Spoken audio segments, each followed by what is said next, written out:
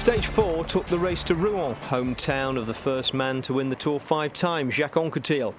It was the second flat stage of the race, and having won the first, Mark Cavendish was odds-on to repeat the trick and equal the all-time sprinters record. And now it is Lamprey, and they're riding for Alessandro Petacchi. 176 wins in his career as a cyclist, but he's going to have to take on the best boys in the world.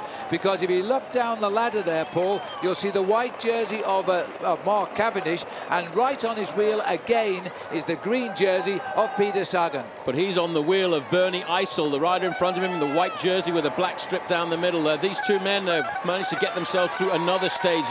Tony Martin, 196, Luis Leon Sanchez, 155. They're with Tommy Danielson also. I'm afraid our riders in the surgery at the back and with the broken bones have dropped off the back of the peloton to ride in, but that's fine by them today. This is the dangerous part of the race now, as the sprinters want to gain their day before the mountains take away the flat roads of the Tour de France. There's a lot of movement to gain, but Paul, they must be coming down here now in excess of 55 kilometres. Now they've gone down. Again, a touch Mark Cavendish has gone down. And Cavendish is in the middle of that one at the moment. And so too, I think, is Boysenhagen, but they've gone down in that pile-up. Again, a touch of wheels in the middle of the race. Sagan was in the middle there, and he went down. I don't know who went down. They went just down in front there. Cavendish had somebody in front of him, and I think he got round. Well, we'll check again, but certainly Robbie Hunter again has gone on the ground. He was in 3 crashes yesterday. You know what? I thought that was the jersey of the world champion, but in fact it was Robbie Hunter's jersey of the South African champion. So Hunter went down. Now it's going to be a chance for Lotto Belisol. Cavendish is down on the ground. It is Cavendish. Sadly, he's down. Looking a little bit stunned at the moment. Good job he had a helmet on. Look at the way that's been ripped to pieces. This is the drama at the back there. Cavendish was in an ideal position. There's some serious argy-bargy, and I don't know how, but Peter Sagan, Phil, was on the ground, and he's back in the group. Well, Sagan went round. He was right on Cavendish's wheel, so I'm not too sure how on earth he didn't get involved in the crash.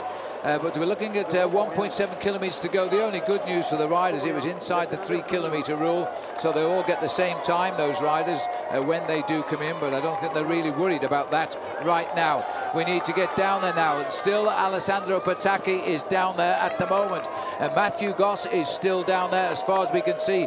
It looks as though Tom Wieler is still there for the Shimano boys in white as well. Yeah, but Phil, there are still 4 riders from Lotto Belisol now. This is their lead out. The 4th man in that line now is Andre Greipel. In front of him, it's the Kiwi Greg Henderson. He said the other day, oh, we were so close, and he's today going to try and make sure he delivers his man into the ideal position.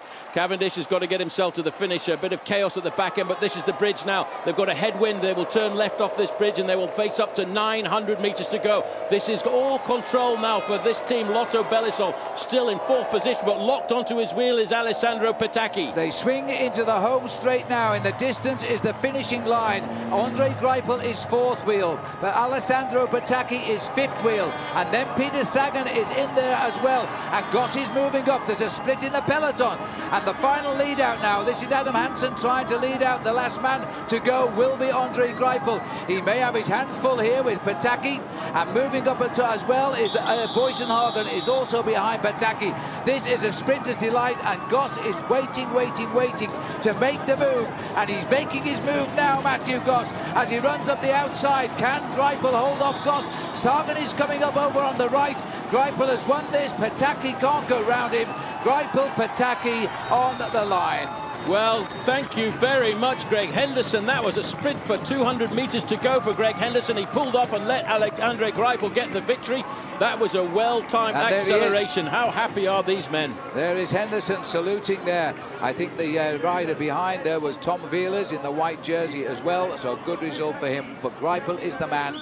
He's got the victory today. May be totally unaware that Cavendish has crashed, but he must have wondered where he was in the sprint in that case. Well, let's just have a look. This is how you take a textbook sprint to the line. Now, you can see that's Greg Henderson. He will be sprinting his heart out there to try and look as far as he can, to try and take his man as close as he can to the finish. And now, all of a sudden, he launches Andre Greipel in an ideal position. If this had been 10 years ago, the man in the pink jersey there, Alessandro Petacchi, would have come whipping by Andre Greipel. But no, he's getting a little bit long in the tooth to have that last top-end acceleration. He still challenges, but Greipel was all the way to the line there, and that was a great move by Greg Henderson, I have to say, and the whole team, Lotto Belisol. Poor old Mark Cavendish, though, he's not going to be a happy camper this afternoon, because that could very easily have been another victory for him. Cavendish and his lone Tour bodyguard Bernie Eisel had both gone down hard, and with the chance of a stage win long gone, just rolling over the line in one piece was a triumph of sorts. Cav had better things to do than talk about his injuries, like getting them seen to. Sky Team boss Dave Brailsford delivered the medical update. So just spoken to the doctor. Both guys have got superficial injuries, apart from Bernie. Had quite a deep laceration above his eye. He's had some stitches, but the doc reckons they'll be both fine to start tomorrow. And cuts and bruises over how much of their bodies? Well, usually, as usual, on the back of the shoulder, the hips, legs okay. But I think the worst injury, there's no broken bones. That's the key thing. But it's just this cut above Bernie's eye. But he's having that looked at now, so all should be okay.